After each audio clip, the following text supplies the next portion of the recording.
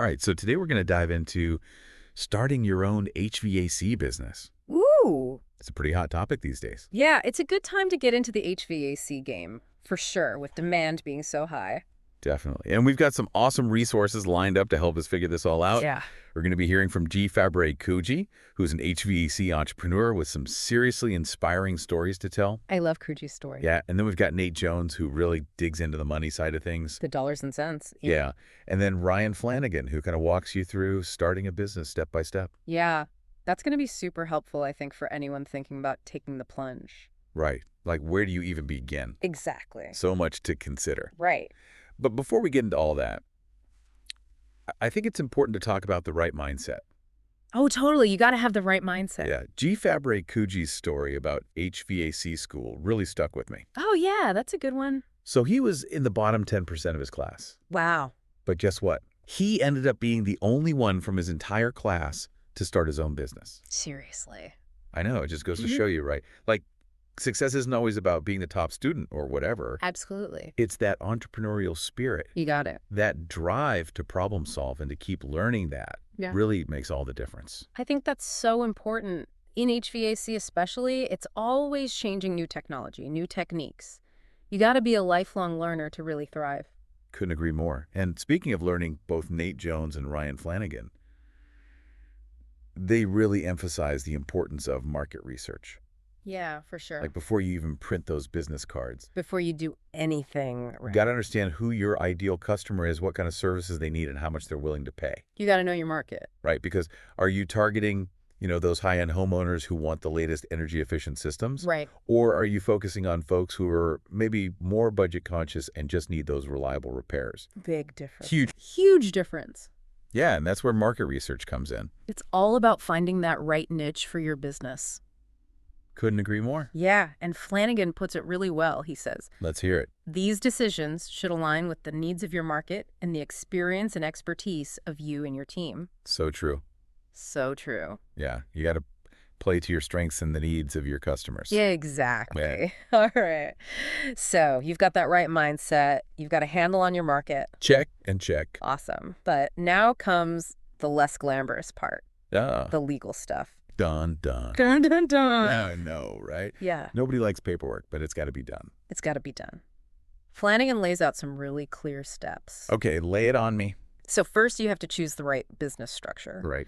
Are you going to be a sole proprietor, LLC corporation? So many options. I know, right? And there are pros and cons to each, so you really got to do your homework. Definitely research is key. Yeah, and of course, licenses and insurance.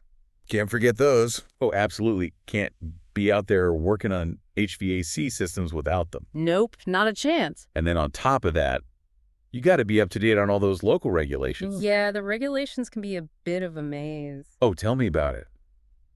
I wouldn't even know where to begin with all of that. Well, thankfully, there are resources to help you navigate all of that. Oh, good. Yeah, your local small business administration office can be a great starting point. Okay, that's good to know. Yeah, they can point you in the right direction for licenses, permits, all that fun stuff. Fun stuff. Well, Air quotes. Exactly. Okay, so we've got the paperwork sorted out. Trek. Now let's talk about the thing that always makes me a little nervous. Hit me. Finances. Oh, yeah. Money, money, money.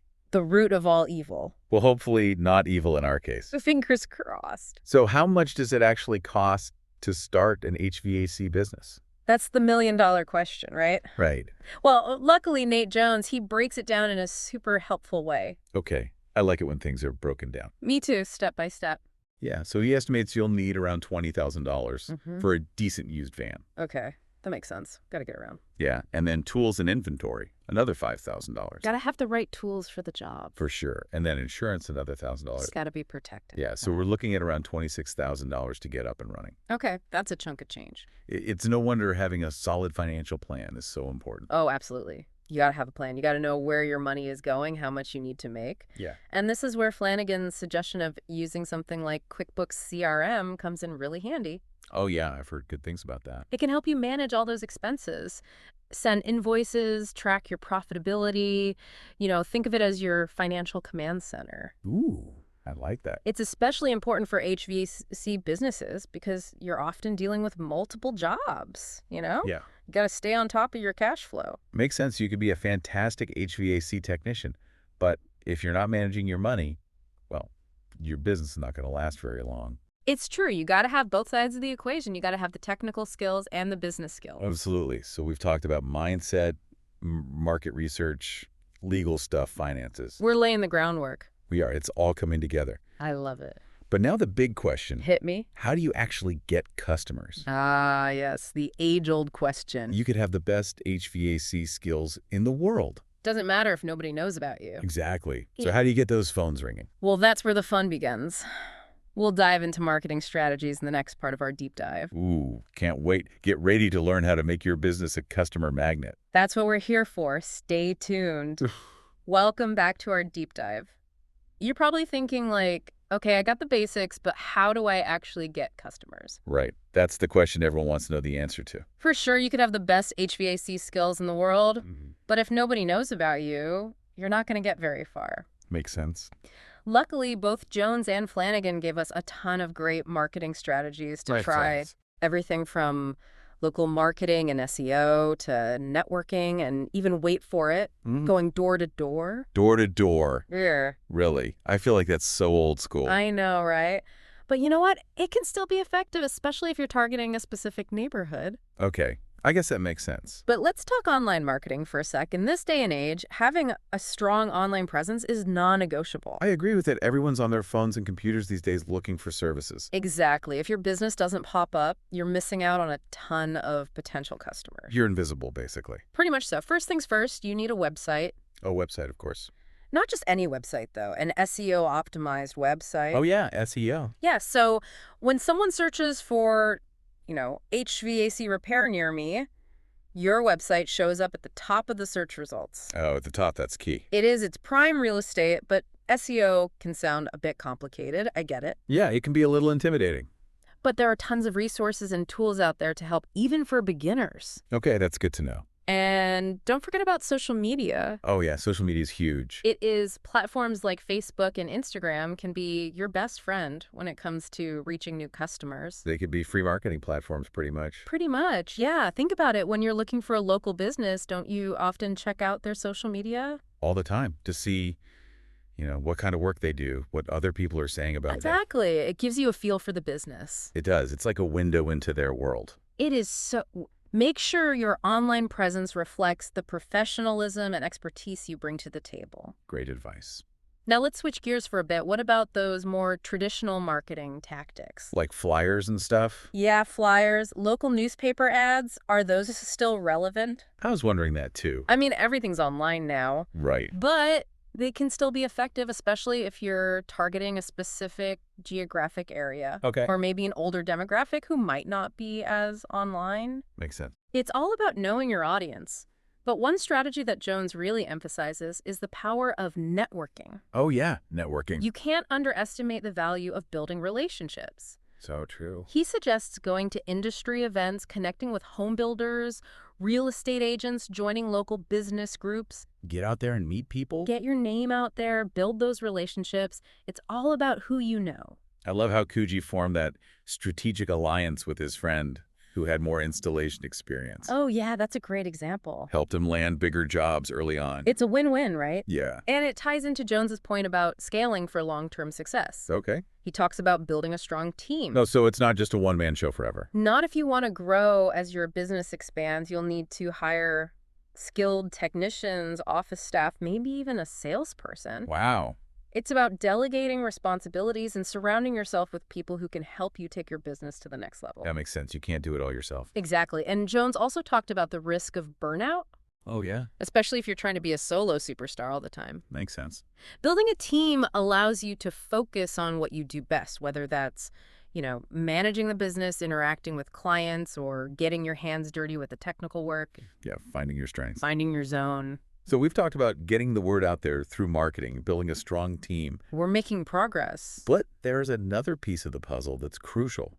What's that? Customer experience. Oh, yeah. Customer experience is everything. It's not just about fixing HVAC systems. It's about going above and beyond to create a positive experience for those customers. I think people are way more likely to recommend a business if they had a great experience. Oh, totally. Even if it wasn't the cheapest option. Exactly.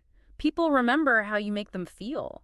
They do. So think about clear communication, showing up on time, being professional, and genuinely caring about solving their problem. And those happy customers become your best marketing tool.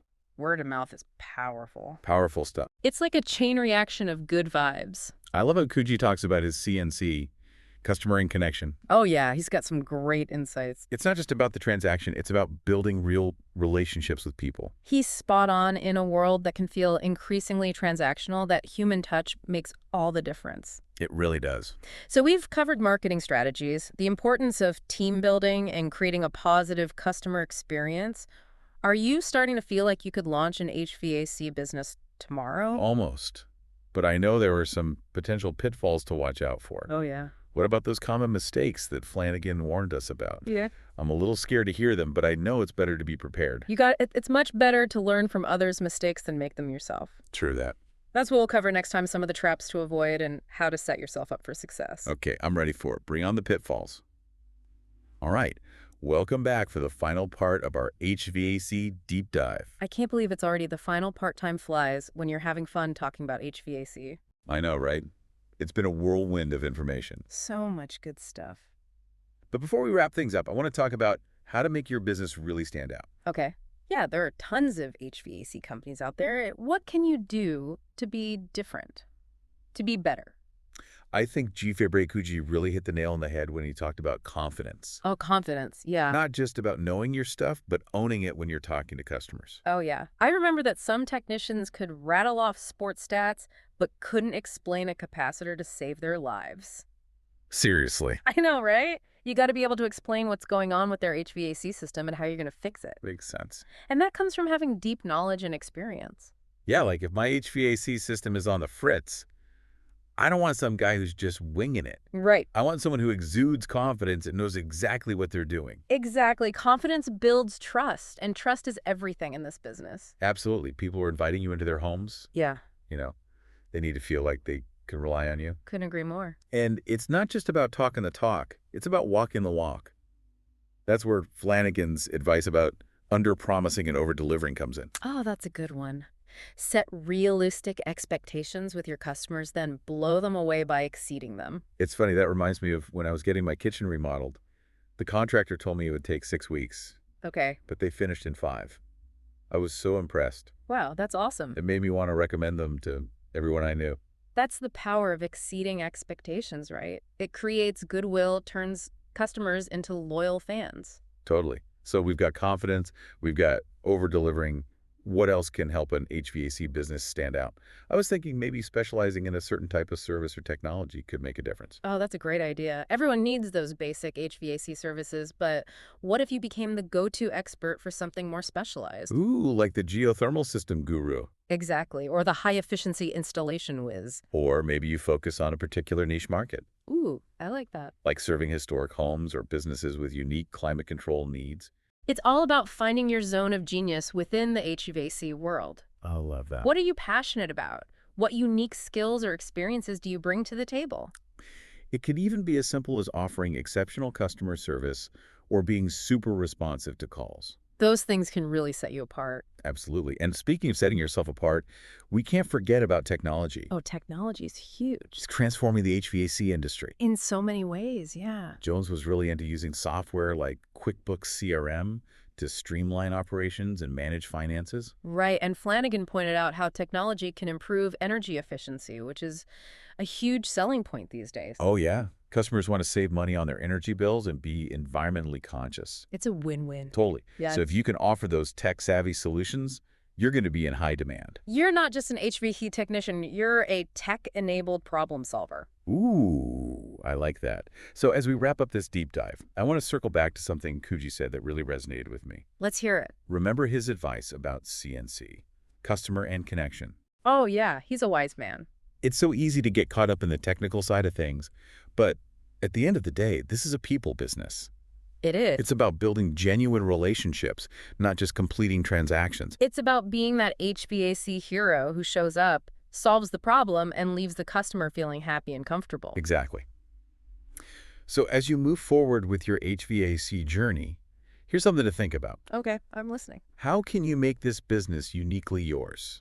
Yeah, what will set you apart from the competition? What will make customers say, I want that HVAC company? That's the challenge and the excitement of starting your own business. It You is. get to create something special, something that reflects your values and your vision. The HVAC industry is booming, Yeah. and you've got the knowledge and the inspiration to be a part of it. We hope this deep dive has given you the confidence to take that leap and build a successful HVAC business. Thanks for joining us on this journey.